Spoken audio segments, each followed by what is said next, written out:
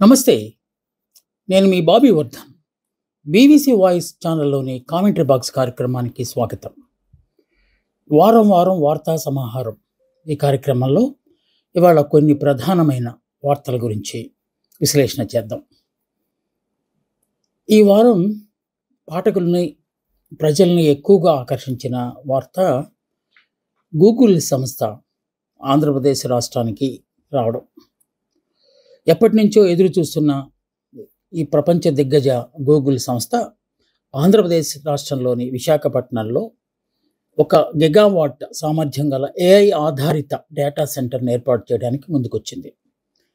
దీనికి సంబంధించి రాష్ట్ర ముఖ్యమంత్రి చంద్రబాబు నాయుడు, అలాగే ప్రధాని, ఆర్థిక మంత్రి వీరందరి సమక్షంలో అవగాహన ఒప్పందం కుదిరింది. దీనివల్ల విశాఖపట్నానికి, తద్వారా ఆంధ్రప్రదేశ్‌కి మంచి పేరు వస్తుందని, ఒక విధంగా చూస్తే అమెరికా తర్వాత గూగుల్ సంస్థ ఏర్పాటు చేసిన అతిపెద్ద సెంటర్‌గా దీన్ని భావిస్తున్నారు.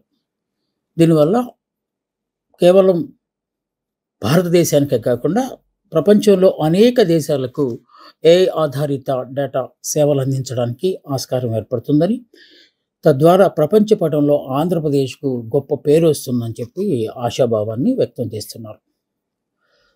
సో, అందుకే చంద్రబాబు నాయుడు గారు తన సంతోషాన్ని వ్యక్తపరచడానికి వైజాగ్‌లో జీ అనే అక్షరాన్ని గూగుల్ సింబల్‌తో తయారు చేయించి దాన్ని ట్వీట్ చేశారు. దాన్ని బట్టి అర్థమవుతుంది. వైజాగ్ అంటే గూగుల్ అనే అర్థం వచ్చేలాగా వారు ఆ చిహ్నాన్ని వాడినట్టుగా మనం భావించాలి. దీనివల్ల వేల సంఖ్యలో ఉద్యోగ అవకాశాలు వస్తాయని, లక్షల కోట్ల పెట్టుబడులు వస్తాయని, ఈ సంస్థ ఆధారంగా మరికొన్ని సంస్థలు కూడా వచ్చే అవకాశం ఉందని, ఈ విషయంలో ఐటీ శాఖ మంత్రి లోకేష్ చాలా కృషి చేశారని, అతని వల్లనే ఈ పథకం మనకొచ్చిందని చెప్పి ఆయన పదే పదే చెప్తూ వస్తున్నారు.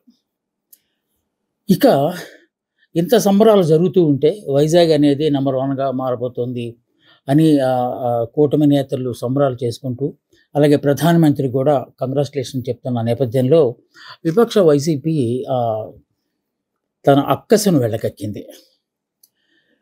దీనివల్ల విశాఖపట్నానికి ఒరిగేది ఏమీ ఉండదని, కేవలం వందల్లో మాత్రమే ఉద్యోగాలు వస్తాయని, లక్షల లీటర్ల నీరు కావాల్సి వస్తుందని, అలాగే విద్యుత్ కూడా చాలా ఎక్కువ అవసరం అవుతుందని, తద్వారా విశాఖపట్నం ప్రాంత ప్రజలకు నీటి కొరత, విద్యుత్ కొరత వచ్చే అవకాశం ఉందని చెప్పి చెప్తున్నాను. గతంలో ఇదేమి కొత్త ఒప్పందం కాదు. గతంలో అదానీ ద్వారా ఈ డేటా సెంటర్‌ను విశాఖపట్నంలో ఏర్పాటు చేయడానికి తమ ప్రభుత్వం ఉన్నప్పుడే అవగాహన ఒప్పందం కుదిరిందని, కానీ పట్టాలెక్కడం ఆలస్యమైందని, ఇదేమి కొత్త కాదని చెప్పి మరో దణకం కూడా వాళ్ళు ఎత్తుకున్నారు.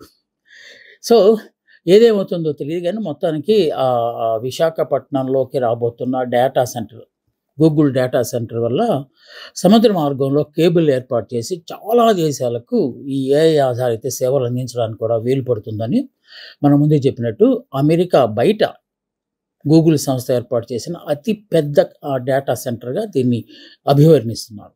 చూద్దాం ఏమవుతుందో. ప్రభుత్వం చెప్పినట్టు, లేకపోతే కూటమి నేతలు భావిస్తున్నట్టు వేల మందికి, లక్షల మందికి ఉద్యోగ అవకాశాలు వస్తాయనేది వేచి చూడాలి. కాకుంటే ఎలాంటి వారికి ఉద్యోగాలు వస్తాయి? బాగా సుశిక్షితులైన వారికి మాత్రమే ఈ డేటా సెంటర్‌లో, ఎందుకంటే అడ్వాన్స్డ్ టెక్నాలజీ దీన్ని ఉపయోగిస్తారు గనక అలాంటి వారికే ఉద్యోగాలు వస్తాయనుకుంటే, దానికి తగ్గట్టుగా మన విద్యార్థులు, లేకపోతే మన నిరుద్యోగులు, లేకపోతే మన ఐటీ శ్రేణులు ఉన్నాయా అనేది ఒక ప్రశ్నార్థకంగా మారింది. ఏదేమైనా విశాఖపట్నానికి, ముఖ్యంగా ఆంధ్రప్రదేశ్‌కి గూగుల్ సంస్థ రావటం అనేది ఒక సంతోషించాల్సిన పరిణామంగా ప్రజలు మాట్లాడుకోవటం ఈ వారం వచ్చిన వార్తల్లో ప్రముఖంగా వినిపించింది. ఇక రెండో వార్త మావోయిస్టులకు సంబంధించింది. ఇది పెద్ద సంచలనంగా మారింది. హోంమంత్రి అమిత్ షా గారు పదే పదే చెప్తూ వస్తున్నారు. మార్చి 31, 2026 కల్లా మావోయిస్టులు చరిత్రలోకి వెళ్ళిపోతారు. మావోయిస్ట్ అనేవాడు మిగలరేఖ. వారందరిని అంతం చేస్తాము. వాళ్ళు లొంగిపోతే పర్వాలేదు, లేకపోతే అంతం చేసేస్తామని చెప్పి ఆయన పదే పదే చెప్తూ వస్తున్నారు. పార్లమెంట్లోనూ, పార్లమెంట్ బయట ఎక్కడ ఏ సమావేశం జరిగినా కూడా. తదనుగుణంగానే ఆపరేషన్ కగార్ అని ఒక కొత్త దాన్ని ఏర్పాటు చేసి జల్లెడ పెట్టేశారు. ఛత్తీస్‌గఢ్ పరిసర ప్రాంతాలు. ఛత్తీస్‌గఢ్, మహారాష్ట్ర, తెలంగాణ సరిహద్దుల్లో ఉన్న ప్రాంతాలు అటవీ ప్రాంతాల్లో డ్రోన్స్ లేకపోతే శాటిలైట్స్ ఉపయోగించి అనేక మందిని హతమార్చారు. ఈ మధ్య కాలంలో ఎక్కువ మనం ఎన్‌కౌంటర్‌లు చూస్తున్నాం. ప్రతి ఎన్‌కౌంటర్‌లో మహిళలు, పురుషులు కూడా అనేక మంది చనిపోతూ వస్తూ ఉన్నారు. ఇదిలా ఉండగా శాంతి చర్చలకు మేము సిద్ధమేనని చెప్పి ఒక లేఖను విడుదల చేశారు మావోయిస్టులు. సో, దానికి కేంద్ర ప్రభుత్వం ముఖ్యంగా అమిత్ షా గారు స్పందిస్తూ ఇప్పుడు ఎలాంటి పరిస్థితుల్లో శాంతి చర్చలకు అవకాశమే లేదు. అయితే లొంగిపోవడం, ఆయుధాలు తీసేసి, అంతే తప్ప చర్చలకు తావుండదు అని చెప్పి ఆయన తెగేసి చెప్పారు. ఈ నేపథ్యంలో మల్లోజుల వేణుగోపాల్ అలియాస్ భరత్, ఆయన అభయ్ ఆయన సరెండర్ అయిపోవడం అనేది చాలా పెద్ద సంచలనమైన వార్తగా వచ్చింది. ఎందుకంటే ఆయన సెకండ్ క్యాడర్‌లో ఉన్నారు మావోయిస్టు కేంద్ర కమిటీకి సంబంధించి. సో, ఆయన మహారాష్ట్ర ముఖ్యమంత్రి ఫడ్నవీస్ ముందు ఆయుధాన్ని త్యజించి, అంటే ఆయుధాన్ని అప్పగించి లొంగిపోయారు. ఆయనతో పాటు ఒక 60 మందిని కూడా తీసుకొచ్చేశారు. ఇది ప్రారంభం మాత్రమే, ఇంకా చాలామంది వస్తారు అని చెప్తున్న నేపథ్యంలో ఆశయ్య కూడా వచ్చేశారు. అలాగే బండి ప్రకాష్ కూడా వచ్చేశారు. వీళ్ళందరూ ప్రముఖులు, కీలకమైన నేతలు దీంట్లో. ఇంకా చాలా తక్కువ మంది మాత్రమే అజ్ఞాతంలో ఉన్నారు. ఇలా ఒకరొకరు ఒక 100 మందిని, 200 మందిని తీసుకొచ్చి లొంగిపోతూ ఉంటే హోంమంత్రి చేసిన ప్రకటనకు లేకపోతే సవాల్కు సమాధానంగానే వీళ్ళందరూ వస్తున్నారా, దాని ఫలితంగానే వీళ్ళందరూ వస్తున్నారా అనే ఒక చర్చ మాత్రం జరుగుతుంది. దీంతో మావోయిస్టు పార్టీ ఇంకా కనుమరుగైపోతుందా అనే వాదనలు కూడా వినిపిస్తూ ఉన్నాయి. చూడాలి ఏం జరుగుతుందో. ఒకరు లొంగిపోవటం అనేది పార్టీకి పెద్ద షాక్ లాగా మనం భావించాల్సి ఉంటుంది. ఈ వార్త కూడా ప్రముఖంగా వార్తాపత్రికల్లో వచ్చింది. ఇంకో ముఖ్యమైన వార్త, ప్రధాని నరేంద్ర మోడీ 4వసారి ఆంధ్రప్రదేశ్కి వచ్చారు. కర్నూలు జిల్లాలో దాదాపు 20,000 కోట్ల రూపాయల ప్రాజెక్టులు కొన్నిటికి ప్రారంభోత్సవాలు చేశారు, కొన్నిటికి శంకుస్థాపనలు కూడా చేశారు. దాన్ని బట్టి డబుల్ ఇంజిన్ సర్కారు ఉంటే వచ్చే లాభాలు ఏ విధంగా ఉంటాయో స్పష్టం చేసేదానికి వాళ్ళు ప్రయత్నించినట్టు కనిపిస్తోంది. దీనికి రాష్ట్ర ముఖ్యమంత్రి చంద్రబాబు నాయుడు గారు చాలా ఆనందాన్ని వ్యక్తం చేశారు. డబుల్ ఇంజిన్ సర్కారు వల్ల ఆంధ్రప్రదేశ్కి రెట్టింపు సహాయం జరుగుతుందని చెప్పి, ఏది అడిగినా ప్రధానికి ఆధారకుండా ఇస్తున్నారని చెప్పి ఆయన్ని ప్రశంసలలో ముంచెత్తేశారు. ఇక డిప్యూటీ సీఎం పవన్ కళ్యాణ్ గారు కూడా తానేమీ తగ్గనని, ఇదే కూటమి ప్రభుత్వం కనుక మరో 15 ఏళ్ళు కొనసాగితే భారతదేశం ప్రపంచంలో నంబర్ 1 అవుతుందని, ఆంధ్రప్రదేశ్ రాష్ట్రాల్లో నంబర్ 1 అవుతుందని చెప్పి ఆయన చాలా ఆనందాన్ని వ్యక్తం చేశారు. ఈ సందర్భంగా తన సహచరుడు, సోదరుడు లోకేష్ గారికి చాలా క్రెడిట్ ఇచ్చారు ఆయన. లోకేష్ గారు ఏ మంత్రిత్వ శాఖ ఇచ్చినా సమర్థవంతంగా నిర్వహించగలరని, ఆయన ఇప్పుడు ఐటీ శాఖ మంత్రిగా పెద్ద ఘనకార్యాలు సాధిస్తున్నారని, గూగుల్ లాంటి దిగ్గజ సంస్థనే ఆంధ్రప్రదేశ్కు తీసుకురావడంలో ఆయన ప్రధాన పాత్ర వహించారని ఆయన పొగడ్తలు కురిపించారు. ఇక లోకేష్ అయితే ఇంకొంచెం ముందుకెళ్ళిపోయి ప్రధానమంత్రిని ప్రపంచ నంబర్ 1 నాయకుడిగా అభివర్ణించారు. సో, ఆయన తోడ్పాటు వల్లనే ఆంధ్రప్రదేశ్ ఇంతగా వెళ్తుందని, ఏపీ నంబర్ 1, ఇండియా నంబర్ 1 అవుతుంది అనడానికి ఇవి సాక్ష్యాలని, డబుల్ ఇంజిన్ సర్కార్ అంటే డబుల్ ఇంజిన్ బుల్లెట్ ట్రైన్ లాగా దూసుకెళ్ళిపోతుందని, అందువల్ల దీన్ని ఎవరో ఆపే శక్తి లేదని చెప్పి ఆయన కూడా తన స్థాయిలో ప్రధానమంత్రిని పొగడ్తల్లో ముంచేయటం అనేది ఇది. సో, చిన్న విషాదం కూడా జరిగింది అక్కడ. ఈ సభకు లక్షలాది మందిని సమీకరించడానికి చేసిన ప్రయత్నాలు సఫలమైనా కూడా ఒక జనసేన కార్యకర్త మాత్రము కరెంట్ షాక్తో చనిపోవడం అనేది విషాదం. మనం అందరూ సంతాపం తెలియచేయాలి. ఇది కూడా ఈ వారం వచ్చిన వార్తల్లో ఒక ప్రముఖ వార్తలాగా మనం భావించాలి.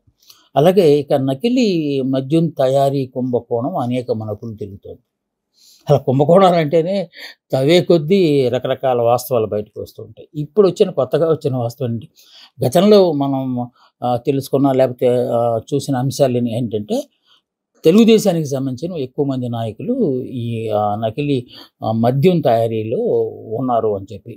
దానికి సంబంధించి A1గా ఉన్న జనార్దన్ రావుని అరెస్ట్ చేశారు. అంటే అతనే లొంగిపోయాడు. ఎయిర్‌పోర్ట్‌లో పట్టుకున్నారు ఆయన్ని. తీసుకొచ్చారు. ఆయన వచ్చి రావడంతోనే ఒక బాంబు పేల్చారు. ఒక వీడియో సందేశంలో తన గురించి మాట్లాడుతూ జోగి రమేష్, వైఎస్ఆర్ కాంగ్రెస్ చెందిన మాజీ మంత్రి జోగి రమేష్ గారు చెప్పినందువల్లే నేను ఈ పనులన్నీ చేశానని, ఈ కుంభకోణానికి ప్రధాన సూత్రధారి జోగి రమేషేనని, తాను చెప్పినట్లుగా తాను చేశానని, అందుకే కృష్ణా జిల్లాలో కూడా ఈ కార్యక్రమాలు చేశానని చెప్పి ఒక సంచలనమైన వీడియోని విడుదల చేశారు. సో, అందులో వాస్తవం ఎంత ఉందో తెలీదు గానీ, మొత్తానికి ఆయన చాలా పకడ్బందీగా ఈ వీడియోను చేసినట్టు. కాకపోతే దొంగే దొంగ, దొంగ అని అరిచినట్టుగా ఈ మాటలున్నాయని చెప్పి వైఎస్ఆర్ కాంగ్రెస్ పార్టీ ఎద్దేవా చేసింది. దీనికి, ఈ వీడియోకి జోగి రమేష్ అలాగే కూటమి నేతలు తీవ్రంగా స్పందించారు. డైవర్షన్ పాలిటిక్స్ అంటే ఇవే. అసలు ఎన్నాళ్ళు మా నకిలీ మద్యం కేసు గురించి పోరాడుతున్న వ్యక్తినే దాంట్లో లింక్ చేసేస్తే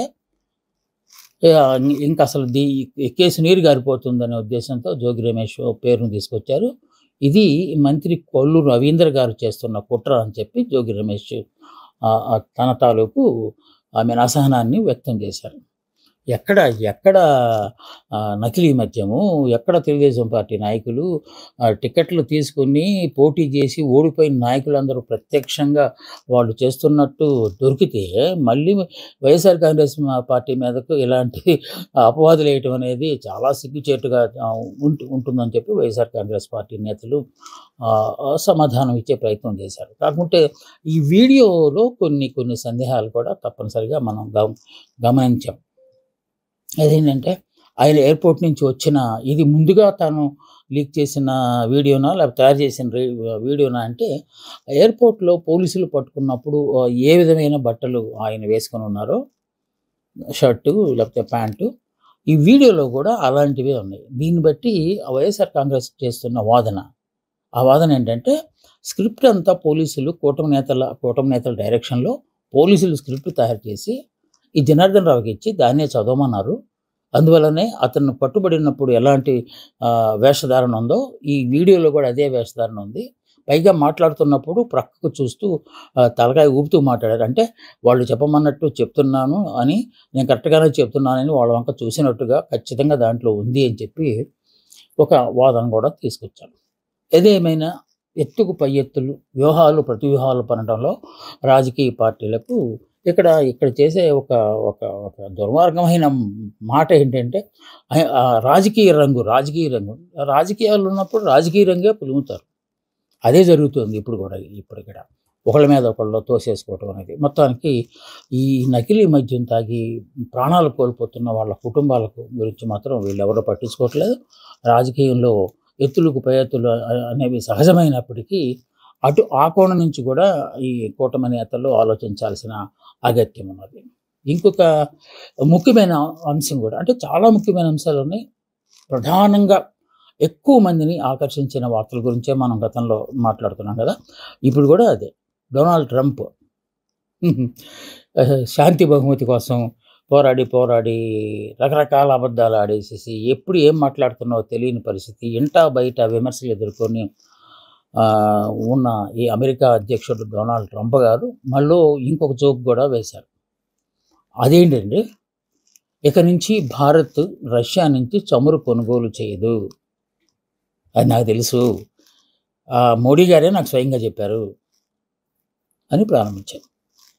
తాను ఫోన్లో మాట్లాడానని, మోడీ నేను బెస్ట్ ఫ్రెండ్స్, ఆయన నాకు ఏ మాట అయినా నాతో పంచుకుంటారు, ఏ విషయాన్నైనా.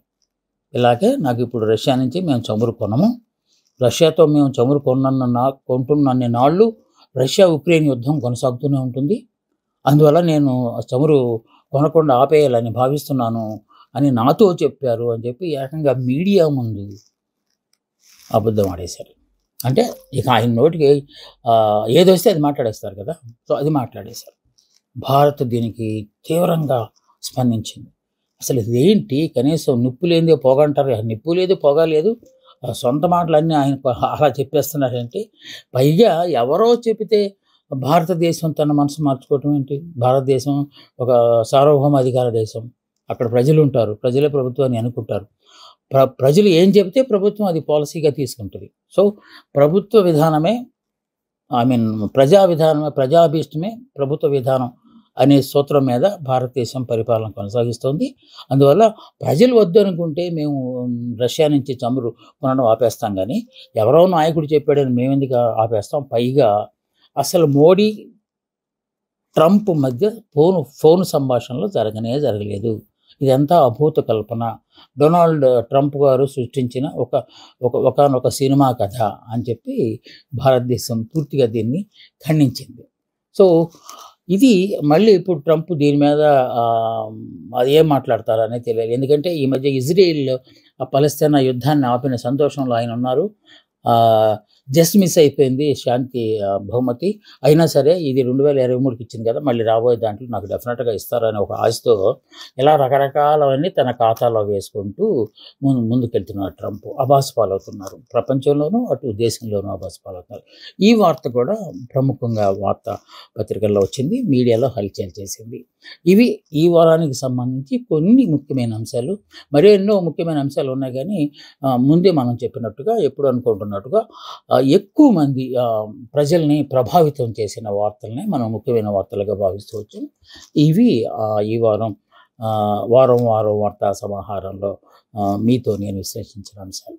మళ్ళీ వచ్చే వారం ఇంకొన్ని ప్రముఖమైన వార్తా విశ్లేషణతో నేను మీ ముందుకు వస్తాను. అందాక సెలవు. నమస్తే, మీ బాబీ వర్ధన్.